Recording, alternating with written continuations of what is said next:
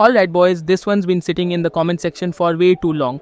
I've been getting DMs, comments, even in-game chats asking for it.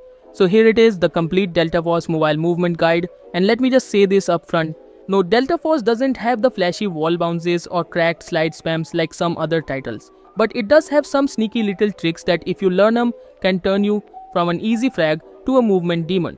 Oh, and before we dive in, starting today, I'm kicking off a new community shoutout system. If you want a chance to get featured in my next Delta Force video, just comment DFM Gang below. That's it. If I see your comment, you might just get your name on screen next time. Now let's break down every movement mechanic this game has to offer, starting from the basics and moving all the way into the advanced stuff.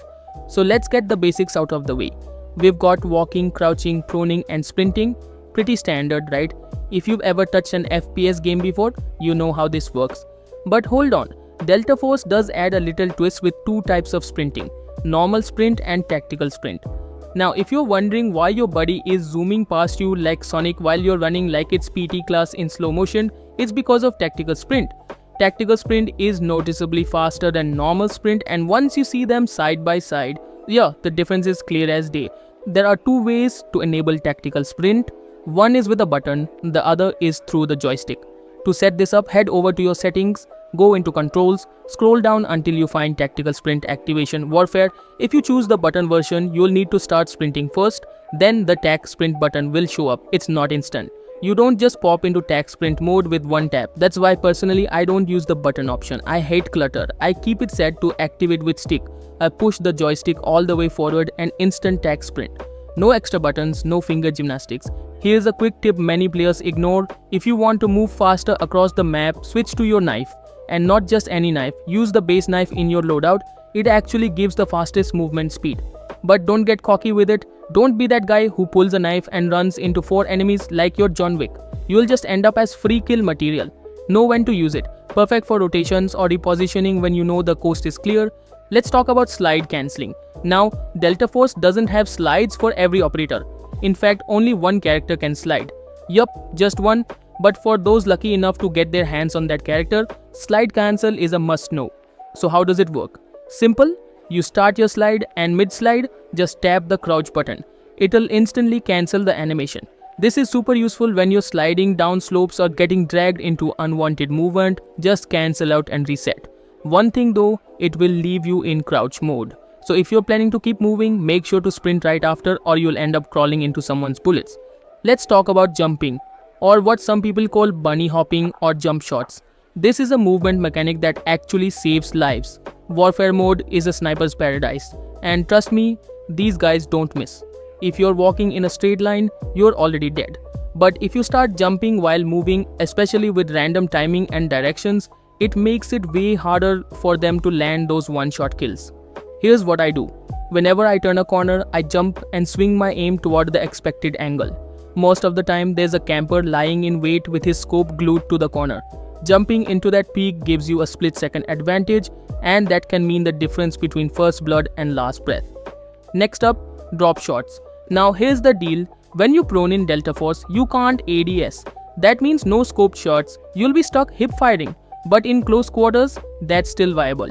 For still doing ADS after the drop shot, you need to tap or hold the ADS until and unless drop shot animation is over. Once it's over, it will ADS while drop shotting. If you're in a 1 versus 1 or maybe 1 versus 2, dropping to the ground mid-fight and spraying can throw off your enemy's aim completely.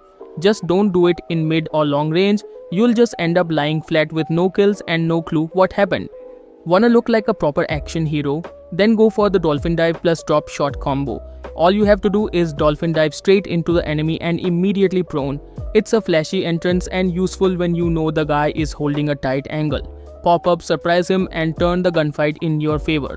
One of the most underrated movements in Delta Force, snaking. Here's how you do it. Go prone, tap sprint, then go prone again. Do this around cover and peak points. The constant up-down motion creates an unpredictable head glitch and makes it really tough for the enemy to land shots. But only do it when you have a large amount of cover, or else you will be taken down easily. You can mix this movement with the dolphin dive, and while doing that, make sure to turn your joystick and camera angle to the direction you want it to move. Still, this might not be a broken movement, but it can off guard the enemy. It takes some practice to get the timing just right, but once you master it, Yeah, good luck getting hit. Now let's move to jiggle movement. Left-right movement is standard, but to make it advanced, mix in crouch taps or peek buttons. This throws off your enemy's crosshair placement in close range fights. Instead of being a standing dummy, you become this unpredictable blur. Great for door fights, hallway engagements, and peeking around walls. Make more pattern like left and right, but this also comes with one disadvantage that you also need to track your aim onto the enemy. This movement is the most used one. If you master the jiggle movement, you will beat almost 70% of player.